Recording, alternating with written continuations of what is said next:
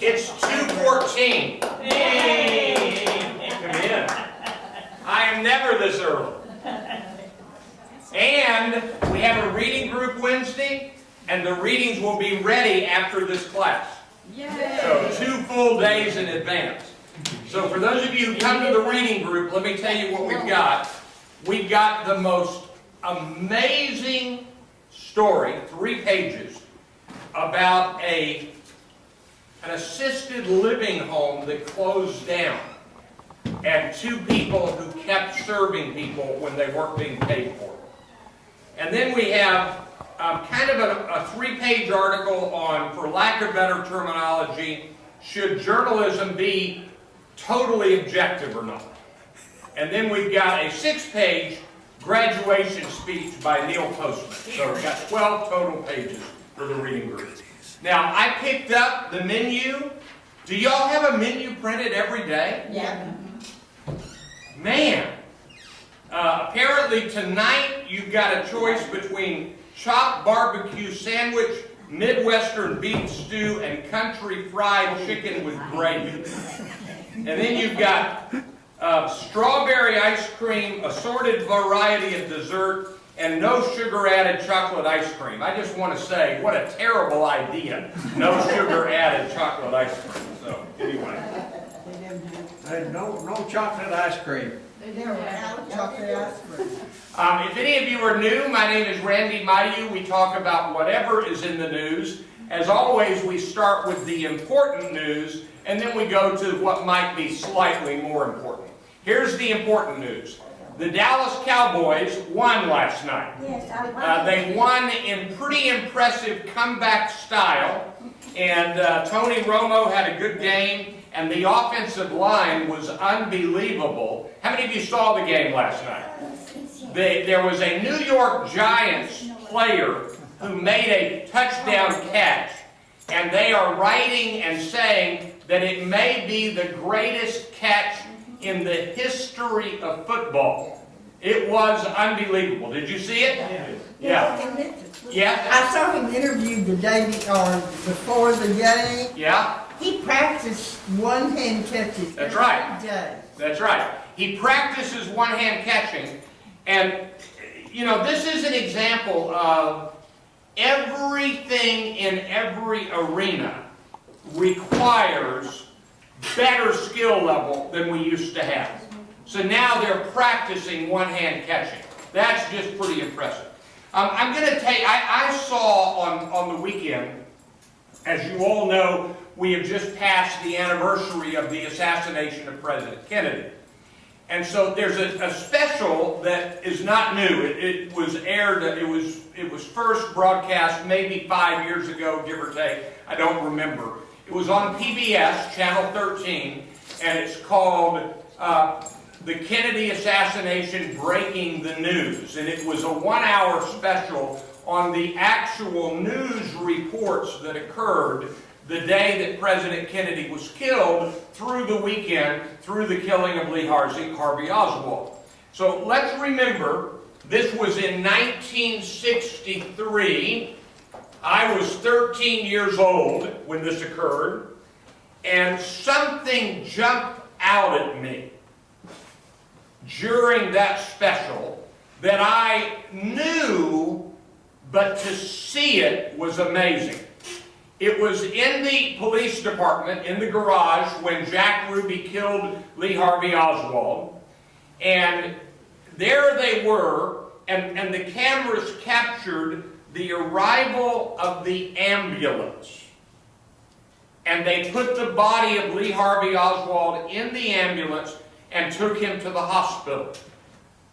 Do any of you know, I don't even know how to ask the question, the name of the company that provided the ambulance?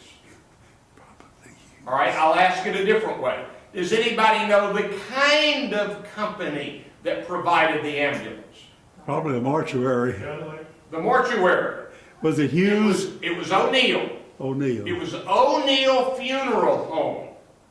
And it said on the side of the ambulance, O'Neill. And if you'll remember the way they did it back then, this is 1963, they took the body and they put it in the back of the ambulance. Here is Lee Harvey Oswald literally dying.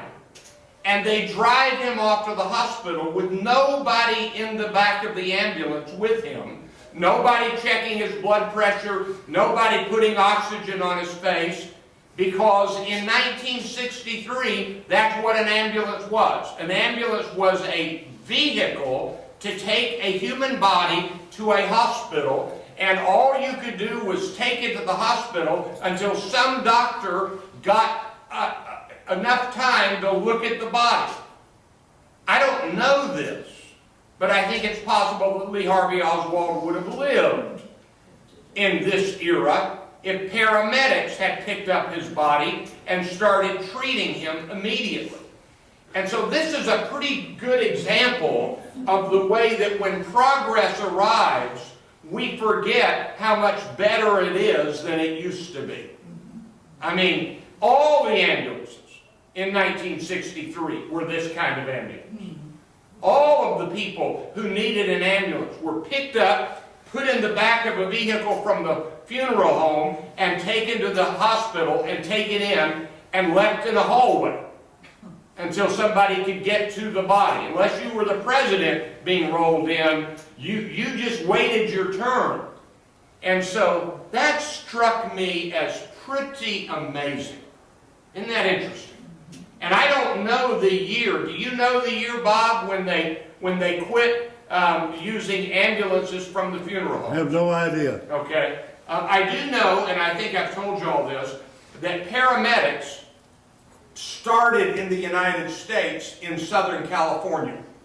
And it was an experiment in Southern California, and there was one person who got the funding out of the county government. He was a county supervisor to fund the first paramedics, and now everybody, I mean, you've never had an ambulance arrive here at Brookdale at Club Hill that doesn't have the capability of checking your blood pressure, riding with you on the way to the hospital, etc. So it's a totally different era. Okay, so there's that story. Now, there is some major news. Right now, we are waiting for the news that has been decided, but has not yet been announced. At least it wasn't announced as of 5 minutes ago. And that's the Ferguson, Missouri grand jury on whether or not the police officer, Wilson, will be charged with any kind of crime for killing Michael Brown, I think was his name, who was killed on the streets of Ferguson. There are a lot of people who feel like that if they do indict him, that's wrong, and if they don't indict him, that's wrong. We've got some great disagreement about that right now.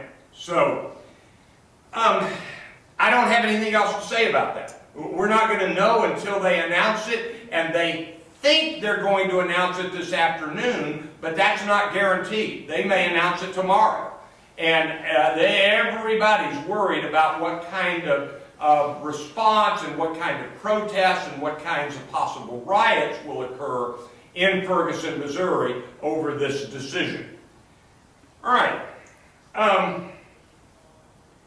Now, I've already told you last time that remember that the election is over and the Republicans completely won.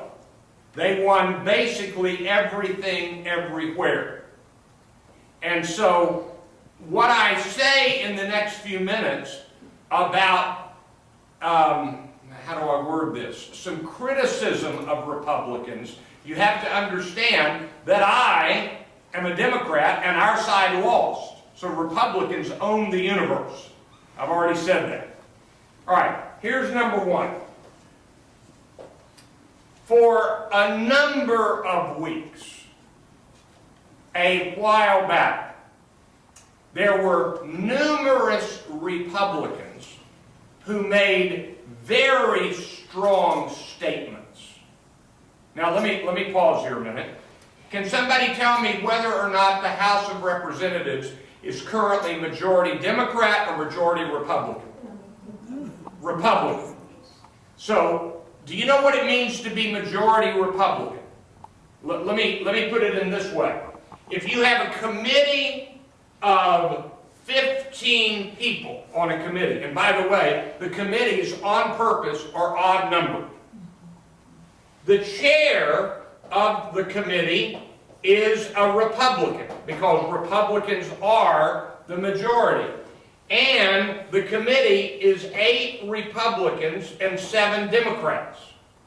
That's the way committee structure works. When the Democrats had the majority in the House, then the chair was a Democrat, and it was 8 Democrats and 7 Republicans. This is the way it works. And so when you have, right now, a committee report, it is a Republican-led committee that makes a finding and makes this report. Everybody got it? The House of Representatives just had a committee report just a couple of days ago. The committee report was on its finding regarding something called Benghazi. Anybody ever heard of Benghazi? We heard numerous reports on how Hillary Clinton tried to cover it up, Barack Obama tried to cover it up. It was an impeachable offense. We ought to impeach President Obama over his handling of Benghazi. It disqualifies Hillary Clinton from ever running for president. On and on, the vocabulary flowed from Republican critics saying that Benghazi is practically an act of treason.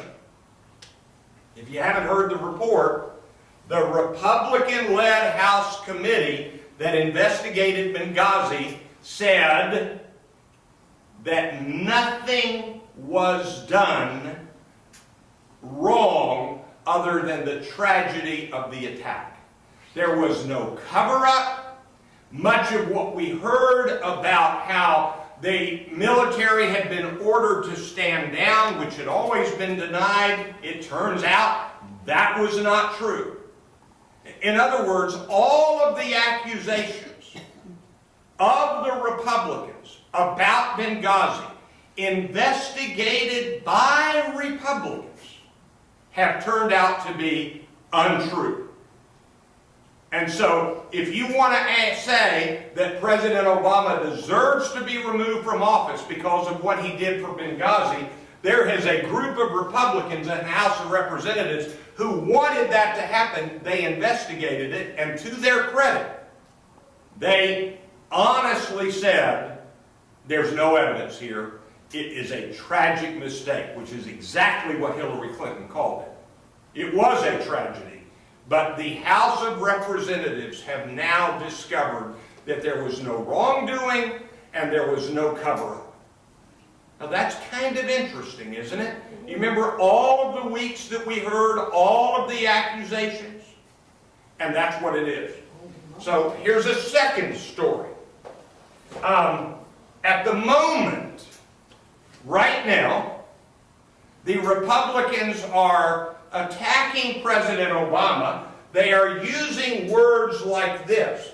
He is acting like he is royalty. He is acting like he is a king. He is absolutely surpassing his constitutional authority. And all of this is over the decision he made last week regarding immigration.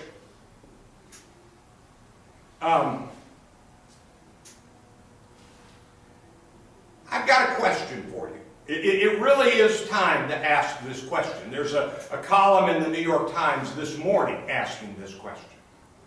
Isn't it about time to acknowledge that Republicans simply don't want a black man as president?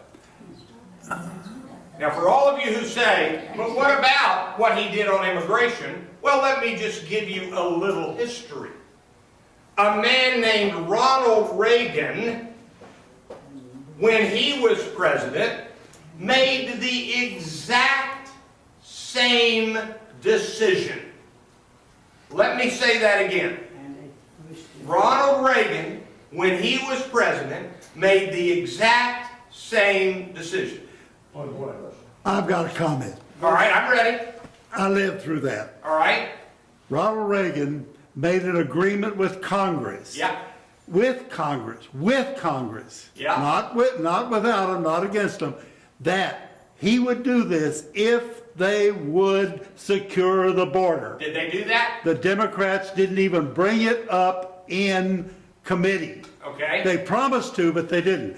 Okay, the next president, when Bush became president, Yeah. he went through the same thing with the Congress, agreed, and I thought, that's a stupid thing to do. Okay. They reneged on it the time before, they're gonna do it again, and that's exactly what they did. Okay.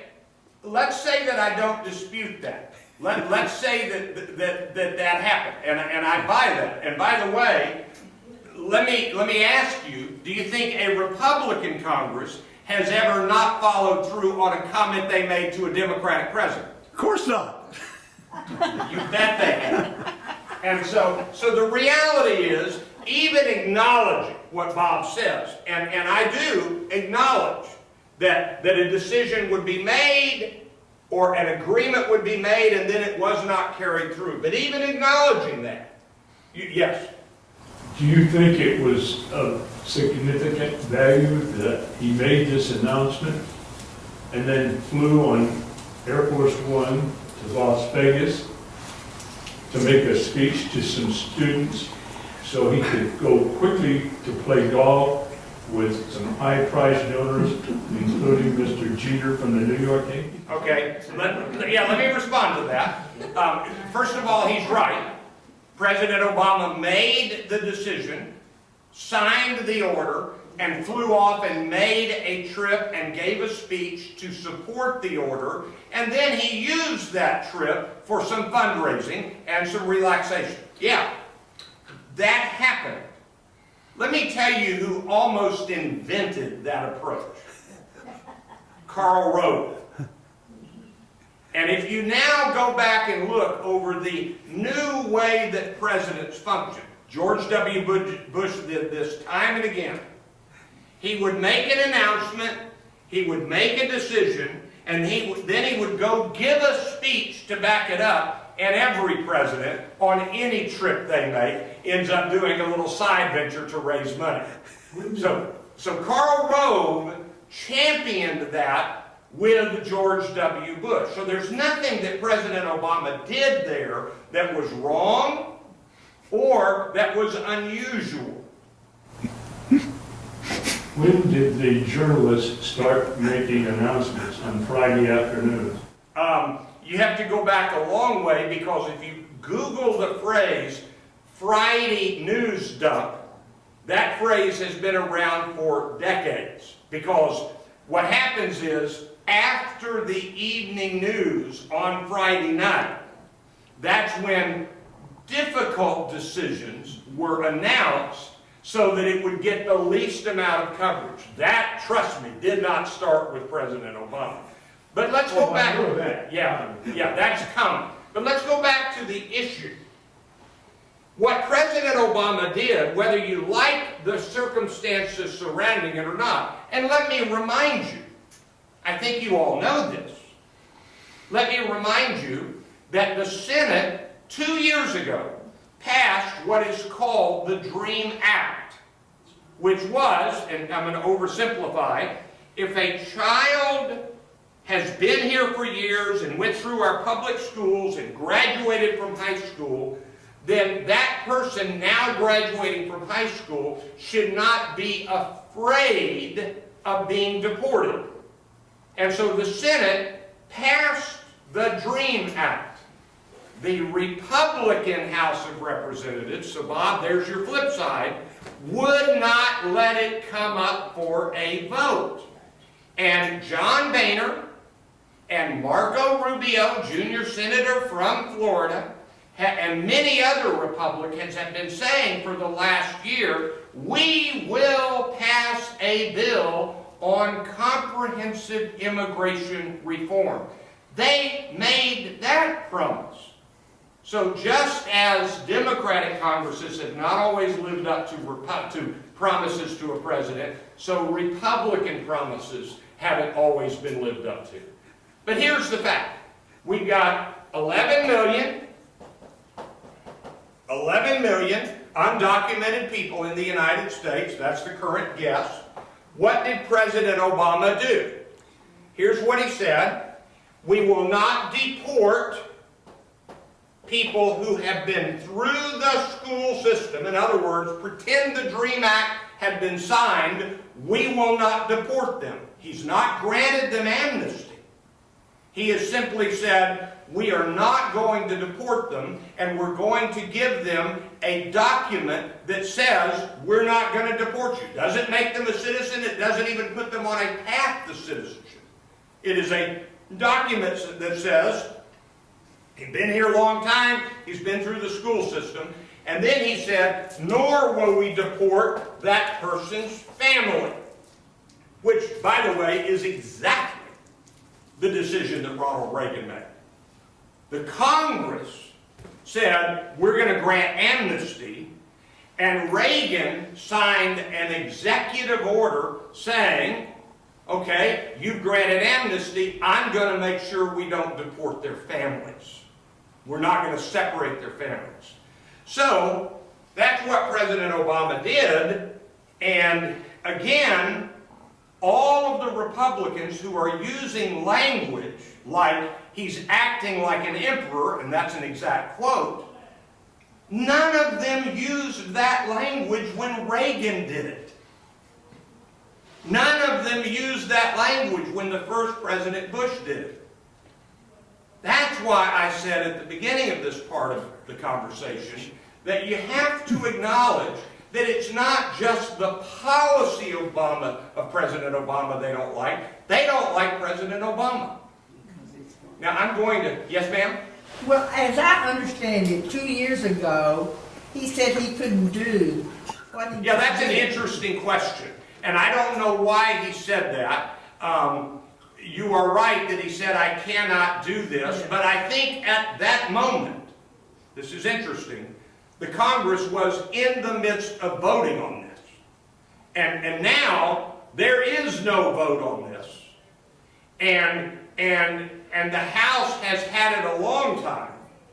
And it passed the Senate, and it has done nothing. But, you know, trust me, presidents make shifts as circumstances change. That's always happened. It's always happened. President Bush did it. Every president has done it. I mean, let's remember that if we're going to start saying the president can never change his mind about something or mislead people, I'll go back to the first president and as my little boy president, when the President of the United States said to the entire world, we do not have spy planes flying over Russia. And President Eisenhower knew that we had spy planes flying over Russia, and when they shot down Francis Gary Powers over Russia, he said, well, I guess we did. And let me remind you that Ronald Reagan looked the audience in the eye, the country and the world in the eye, and said, we are not trading arms for hostages. He said that bluntly, clearly. And a few weeks later, he went back on television and said, well, it looks like we were trading arms for hostages. Now, he either was ignorant or was misleading. I don't know which is worse.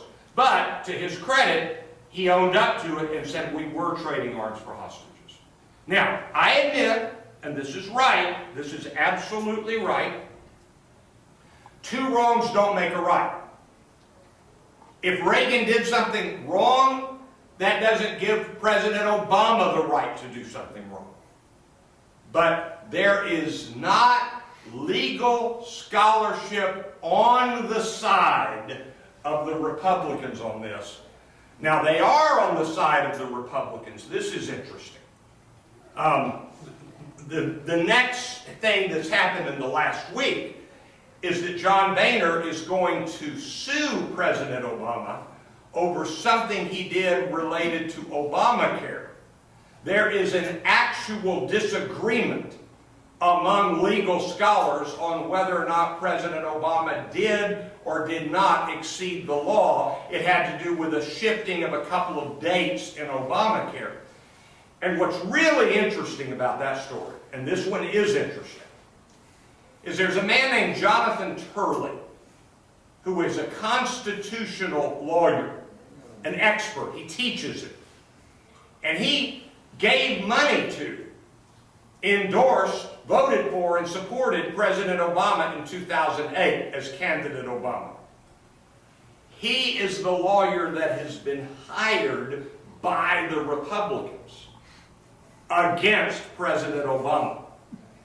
And he says that President Obama has exceeded his authority constitutionally on what he did with this one area of Obamacare. Now, the fact that Turley is the lawyer doing this is really intriguing. And one of the reasons, this is complicated, let me describe this for a minute. Anybody in the room ever heard of Dick Morris? Dick Morris is a pollster. And when he is very anti-Democrat today. Very. You see him on Fox News. He's a spokesman on Fox News. He does not like the Democrats. He's against President Obama, against Hillary Clinton. And he is always introduced this way. Dick Morris, who was the pollster for Bill Clinton. He worked for the Bill Clinton campaign.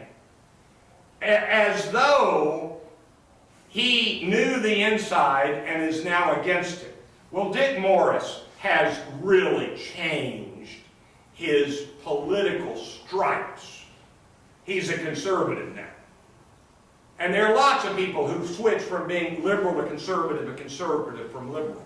What makes Jonathan Turley on this lawsuit really interesting is that he is not signing up to be a Republican.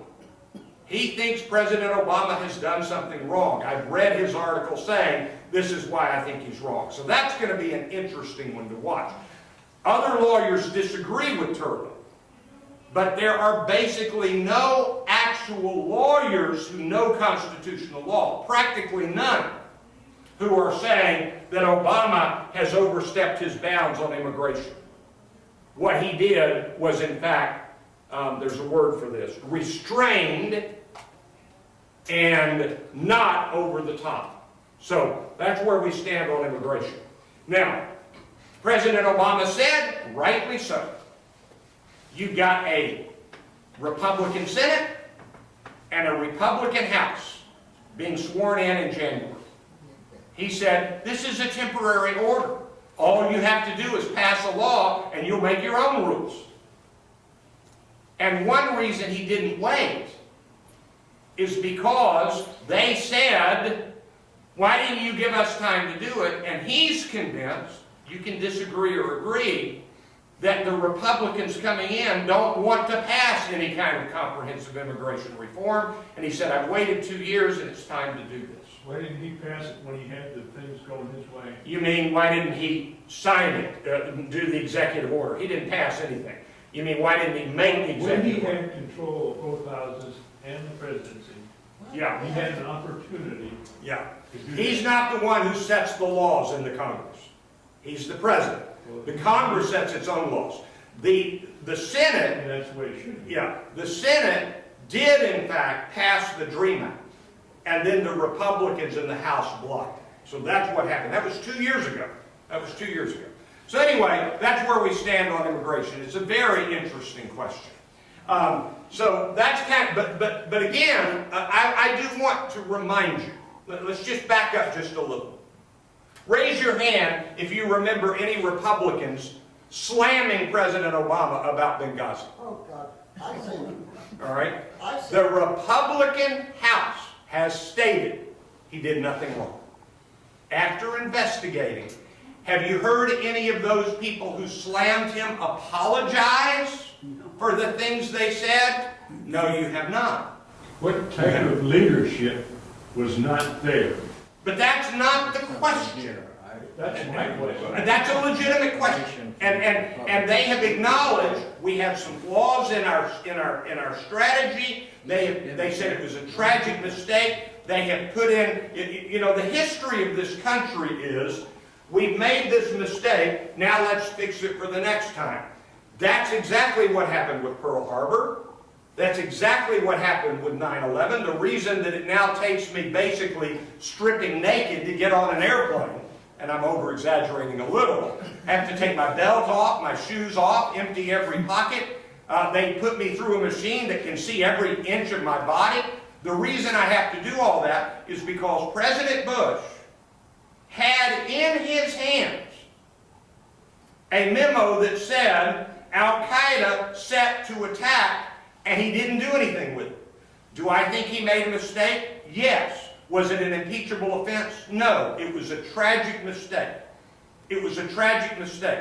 Why is it that Republicans say what Bush did is a tragic mistake and what Obama did is an impeachable offense? That's what's offensive to me. That's what's offensive to me. And so that's my response to your question. Did they make mistakes in Benghazi? Yes. Did they do anything illegal, cover it up, lie about what they did? The House committee has found, nope, they didn't. And that's what they reported in the last 4 or 5 days. So that's the part of it. Okay, now, we actually have kind of some bigger issues that, you know, these are all politics and tragic. But let me tackle a couple of bigger issues.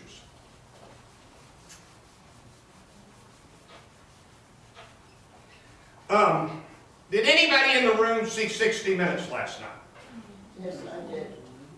I did. All right, one of you, two of you. Let me tell you what it said on 60 Minutes last night. It said our infrastructure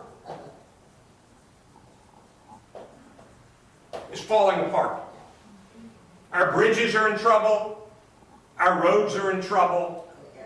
And raise your hand if you've heard this. This is commonly known. Our infrastructure is in great disarray. And so last night, 60 Minutes said, this is a serious national economy issue. If you talk to anybody who does international air travel today, let me tell you what they say. The worst airports in the world are in the United States. They're old, they're run down, they're not comfortable, they are absolutely behind the times. And that's true with our bridges and our infrastructure. And so, this is not something new. Why have we not put the money in to repair our infrastructure? Because we're living in an era in which any place we can keep money from being spent, the direction of Congress, Republicans leading the way, is in that direction. So, does anybody know the name Warren Buffett? Warren Buffett gave an interview the other day in which he said, I have a suggestion. He said, we need to pay for the stuff we do, and we need to balance the budget. And he said, I think we ought to have it as a rule, a law. This would have to be a constitutional amendment. But he said, I think we ought to change it so that any time we are more than 3% over budget, over income. In other words, deficit spending is more than 3%. The entire Congress, nobody can run for re-election. Nobody. That everybody in Congress, they're the ones who set the budget. Everybody in Congress, if they are more than 3% over the budget, every one of them has to be disallowed from running for re-election. And what he's saying is, if you've got a perpetual deficit and you still get to be re-elected and you do get re-elected, then you're never going to change it. And it sort of leads to this big problem. And this is now not a government problem, it's a human problem. Let's call this, let's call this blindness. You can use whatever word you want in front of it.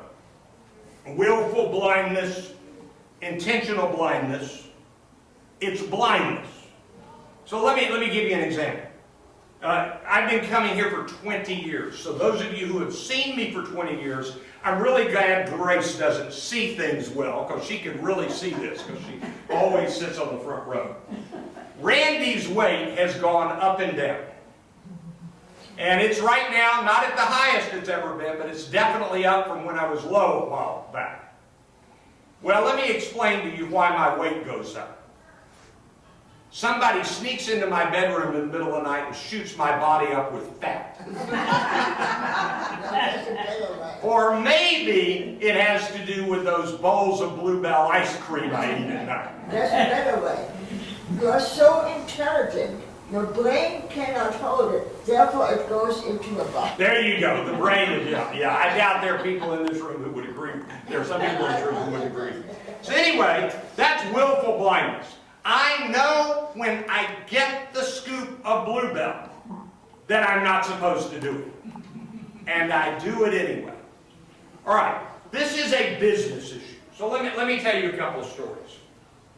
For all of your life, until recently, you liked pictures that you could hold in your hand. And in fact, here's what happened in your life. You had a camera that you had to put film in. You remember what they call it, a box camera? Anybody here ever have a box camera? I had to stand for pictures taken by my mother-in-law with her box camera. And then, as the years went by, they got easier to use cameras, but they still had film, and we would sit in my mother-in-law's house, and she would go through picture albums, showing us pictures through the years. And there came a point in which you could take your film to Walgreens, and for just a tiny little bit more money, it wasn't much, you could get 2 sets of prints. And you would keep one and you would send them off to your daughter or your son or somebody else. But now, if you're not aware of this, Kodak, that made the film, is bankrupt. They don't make any more film. You can't buy Kodak film. That's all right. You can't buy a camera that uses Kodak film. Everything is what they call digital. The first photograph in human history was taken, I think, in 1837. It was the 1830s. So that is, we're getting close to 200 years of photographs. 1/10 of all of the photographs ever taken have been taken in the last year. Let me say that again. 1/10 of all the photographs ever taken have been taken in the last year. Now, here's the key question. Who invented the digital camera? Kodak did. It was invented at Kodak. But what they said at Kodak was, and this is really true, they said, we're making too much money on film, we're not going to do anything with the digital camera, and then almost in the blink of an eye, the digital camera so caught on that Kodak went bankrupt. So that's what happened. So I don't know what principle you want to call this, but maybe one of the principles is we hope that yesterday's success will survive forever, and so that new threat is irrelevant. That new threat is irrelevant. But there, yes? Hasn't there been money appropriated for this purpose to take care of the infrastructure? No. But it's been transferred. I guess I've heard that there was. Okay. And that's the first place that Congress cuts when they need money. That's right. That is correct. Nobody, and correct me on this because I really don't know, nobody is able to account for the money that was earmarked for infrastructure. Well, there are 2 comments to that. The first one is that sometimes the money is shifted to another use. Not the way they should, but it has been. Number two, and a bigger problem, is that the amount of money they did designate for that becomes woefully inadequate. In other words, it's nowhere near enough. Wasn't it based on gasoline tax? Well, different pieces of the infrastructure. It's road and bridges, but it's more than just road and bridges. It's public buildings, it's other things. So let me talk, what he's saying is, didn't they, and so I'm going to give you a neighborhood example. Anybody know what year this building was built? I don't know. 25 years ago. Here's what happens. When a new neighborhood goes in, the construction companies, the builders, have to charge the people buying the houses enough money that it covers the cost of putting in the sewer lines and putting in the roads and putting in the street lights. That has to be there. But basically, the entire country never did set in cement a law, because if they did, nobody could ever build anything, of adding in the money it would take to replace or to totally refurbish the streets and everything in years. And so let me give you a statistic I did not know until recently. The average asphalt street is going to be no longer fully good after 10 years. That's the lifespan of an asphalt street. A concrete street, a cement street, whatever it is, is it concrete, whatever it is, it's not asphalt. That lifespan is 25 years. So any year past 25 years, you're lucky. Well, my bet is these streets all around here are about in need of replacement. You ought to see the street I live on. It has like big blocks of new concrete with a bunch of blocks of old concrete. They've just done our sidewalks. And every other house has about a third of the sidewalk in front of the house that looks bright and white, and the rest of it looks old and weathered. And it looks kind of ridiculous. But that's the answer to your question, is they didn't do enough, and no one has ever figured out how to charge for 40 years and 50 years. Some of the water pipes in New York City, get ready for this, were put in place when the president was, they've never been upgraded, when the president was Abraham Lincoln. Water pipes are supposed to have a 100-year lifespan. They didn't budget for replacement of the water pipes. It's an expensive process to go back under the ground with buildings up to replace water pipes. And 100 years ago, let me rephrase it, Abraham Lincoln's 100 years was up in 1965 when I was entering high school. So that's the problem. That's the problem. Okay, so let's go back to Kodak for a minute. So Kodak is bankrupt. Let me tell you some things that you probably haven't thought about, but get ready. Taxi companies are about to go bankrupt. They're about to go bankrupt. You've heard of Uber, U-B-E-R? It's going to put taxi companies out of business.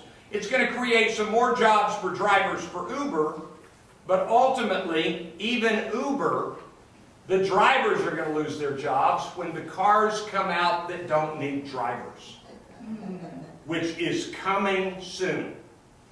So, get ready for this. Now, I'm about to tell you something, and I just want to remind you so you'll know. Does anybody remember ever shopping at Montgomery Ward's? All right. I promise you, when you were shopping at Montgomery Ward's regularly, if I had told you Montgomery Ward's will go bankrupt and close every store, you would have said, that's not going to be possible. Anybody remember ever shopping at Gibson's discount stores? Walmart put them out of business. Guess whose sales are going down? Walmart. Walmart. People are now buying things online. So I'm going to give you a couple of other well-known names that are at the early stages of being in jeopardy. Are you ready? McDonald's.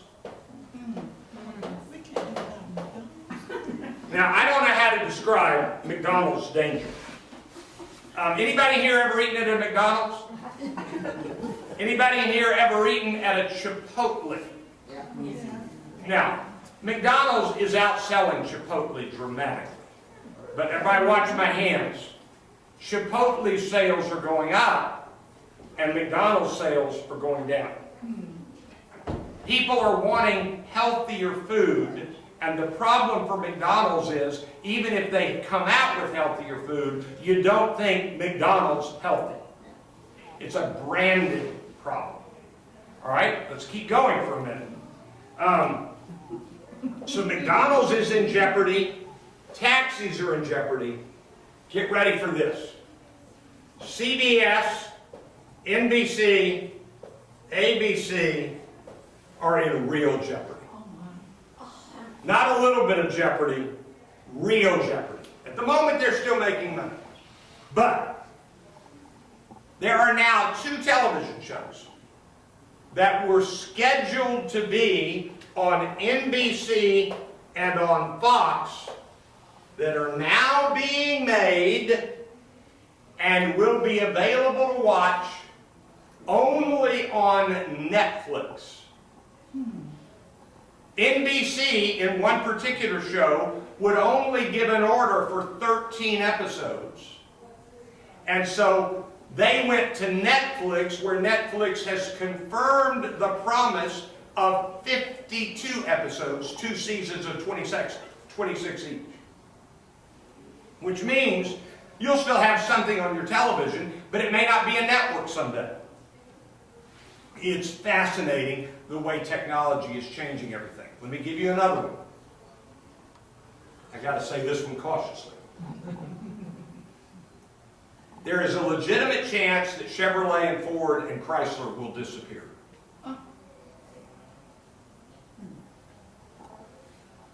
There is hardly anybody left who does not believe that the day will come when people have nothing but electric cars. And you see, Chevrolet and Ford needs to keep selling gasoline cars, and they're behind on the electric car development. So Tesla is going to be rising. We could just keep going down this list. Now, to go back to government issues, Chuck Hagel was fired today. They announced that he resigned, Secretary of Defense, but he was fired. One senior administration official said, off the record, but reported, the quote was reported, not the name. They said, Chuck Hagel couldn't figure out what to do with ISIS. It was, he wasn't up to the task. Now, in case any of you were wondering, I'm not sure anybody knows what to do with ISIS. I mean, it's a different kind of enemy. But Chuck Hagel is gone. But here's the problem. The United States has the greatest military in the history of the world. And if the world still functioned by military versus military, we could relax.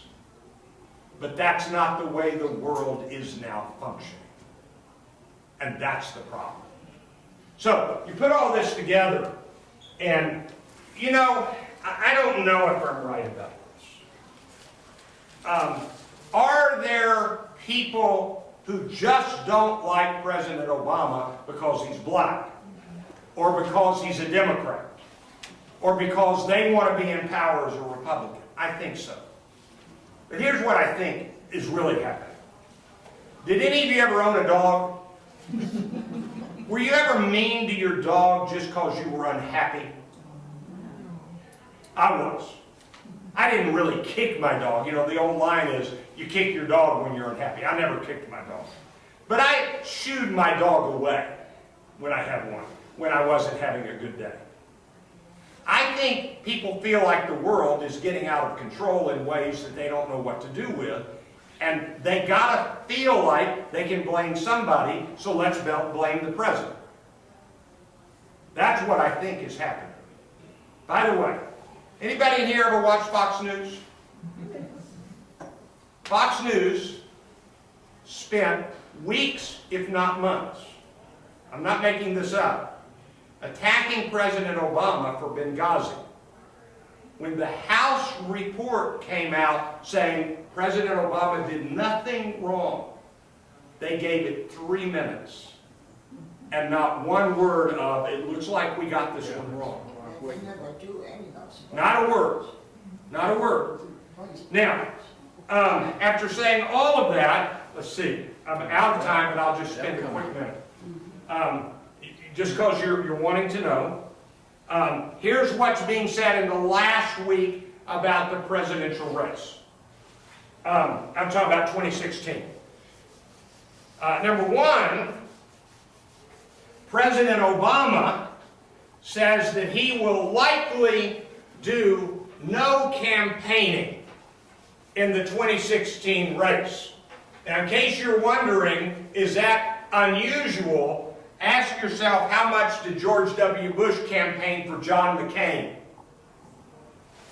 0. So, in 2016, President Obama said, people are going to want, this is a great phrase, that new car smell. I won't be around much.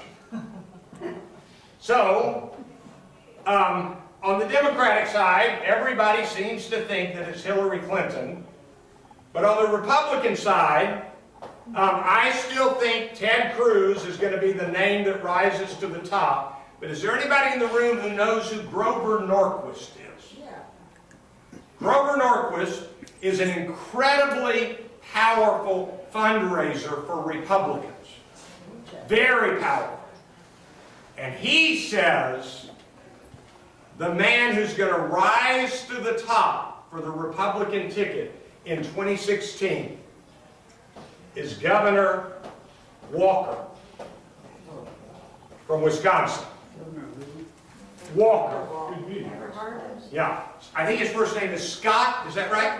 Scott Walker, who won re-election, and according to Grover Norquist, he thinks it's going to be Walker. There are plenty of Republicans who are saying it's going to be Jeb Bush, but boy, is it hard to find big-name Republicans publicly getting behind that bandwagon. So that's very interesting. Well, that's the news today, but who cares about any of it? The important news today is the Cowboys won, and for the last 3 seasons, their record has been 8 wins and 8 losses. Right now, they're at 8 wins and 3 losses. If they win one more game, they'll be at 9 wins. They've got 5 left. And basically, every team in the last many years that were 8 wins and 3 losses made it to the playoffs. So it's looking promising. Looking promising. Yes?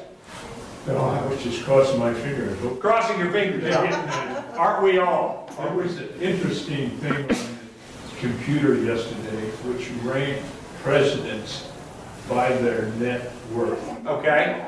And don't ask me top to bottom, because I couldn't begin to get it. It was kind of interesting to see which president had this amount of money. Okay. I call it. I'll check it out. Thank you all. I'll be here Wednesday for the reading group at 4 o'clock. I'll see you then. And the reading should be ready right now.